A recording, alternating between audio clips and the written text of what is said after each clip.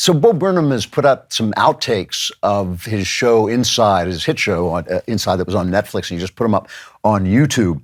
And I enjoyed Inside. I mean, I thought it had moments that didn't work, but a lot of moments that did, and a sort of an underlying despair that I felt sorry for the guy about. But still, it had a lot of really good songs and comedy. And that one song, "Welcome to the Internet," I just thought was terrific. Now, before I play, I just want to play a couple of them, and I'll comment on them briefly. But before I say anything, I will tell you, there's always a but. I'm completely against the outtakes of movies and director's cut. I have never seen a good director's cut. I have literally never seen a director's cut. And don't write to me and say, oh, but you haven't seen this one, because I have, and it's not as good as the original. Even though on occasion, studios do ruin movies. Usually it is directors who go on too long. I mean, if I could cut the most recent version of King Kong by Jackson, I would cut a minute out of every scene. And almost every time I watch a director's cut, it is bad. So I'm not expecting much of this. I liked Inside, but I'm not expecting much out of the outtakes. So let's take a look. We picked what we thought were the best ones. Hey, baby. It's me. Our anniversary's coming up. It's a pretty big one. And I wrote a song for you.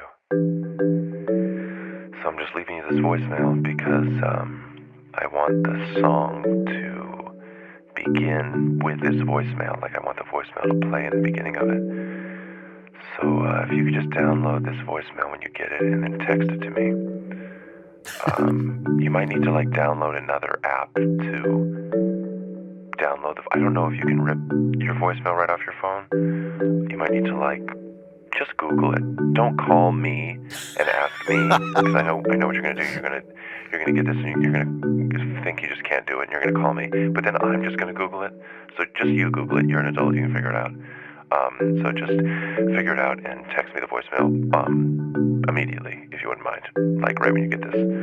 Thank you. I love you. Bye. It was pretty funny.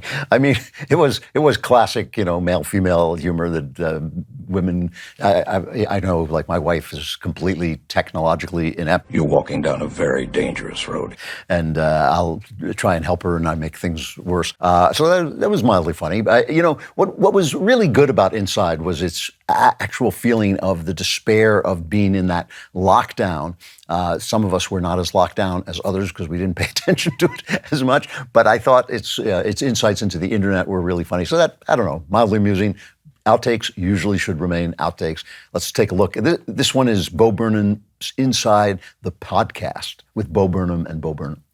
What is up? Welcome back to another episode of the podcast. I am your host, Bo Burnham, joined in studio, as always, by my co-host, Bo Burnham. What up? And we are two comedians who are talking no filter, not giving a what anybody thinks. Not apologizing for it. So let's get into it. We might say some crazy Yeah, let's do it. PC culture, man, it's exhausting, right, bro. It's out of control. exhausting. It's just... our culture has been taken over by a radical group of SJW feminist freaks who hate comedians. They hate us. Who are They anti-comedy fear us. and anti-joke. Totally. And it's gotten to the point where you can't say anything. No, literally, 100%. you cannot say anything. Literally. I will try to say something right now. Yeah. Watch. Yeah, and he is trying. And it's unbelievable because it's fallen so far from the heyday of comedy. So depressing, dude. When, Tony the Pancake was headlining the Comedy Store. Salami Williams. On a Tuesday night. They would they'd just destroy. Just crushing, dude. That was pretty funny. That sounds like the show, I think, except that I would never share the show with anybody. There be room for only one captain. But no, I've heard a lot of podcasts that sound exactly like that, so that's actually pretty funny. The one little flaw that I think it's fine to make fun of people complaining about the idea that you can't say it when you're actually saying it. I get that. But the problem is, people with an outlet, people who are popular comics like Ricky Gervais and Dave Chappelle, they're saying it for the people who can't say it. That's why they're doing that. They're saying things that people, if they say it, if their job will get fired, to break that culture, to break that cancel culture that was actually on the rise before the comedians really struck back. So he's making fun of something because he likes the cancel culture, and it is well done. It's well, you can make fun of anything well, and he does.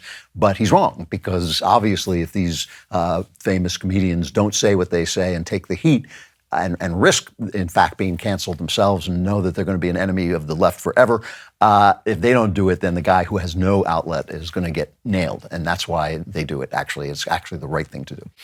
Still funny. Let's see one more.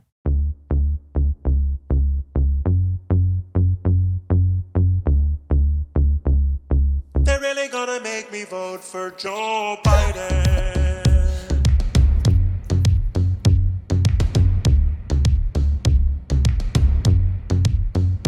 Joe Biden.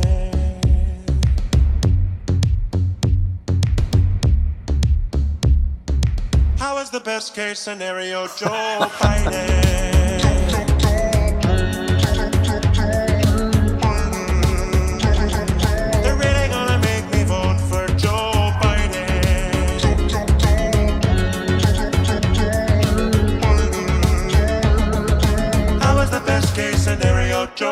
Let's go, Brandon. I agree.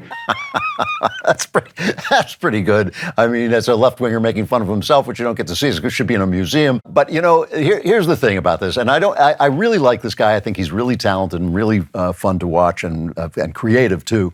And so I don't want to pick on him. But at some point, as an artist, he cut those out of his final product. He said it can only be so long before people stop watching it, so I'm going to cut these out because they're not as good as everything else. That instinct was the right instinct. That's an artist's instinct, and just because you can doesn't mean we need to see your outtakes. So go back and watch Inside again. It was better. But that was great, wasn't it? And if you want more, like and subscribe to the Andrew Klavan Podcast.